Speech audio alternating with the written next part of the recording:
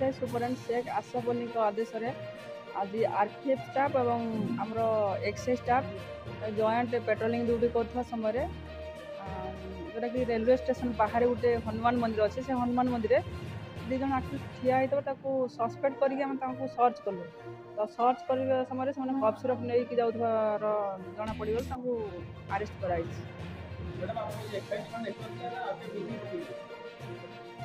यहाँ आमर joint red तो चलता आरपीएफ आम एक्साइज ये तो कौटू आसला से किसी कौटू आणुले किसी कहूना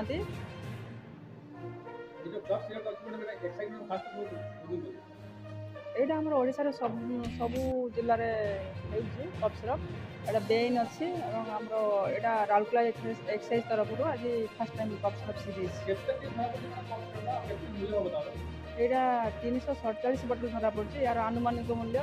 35,000 टका हम यहाँ से कहते कि बरगढ़ नहीं कि जाऊे बोली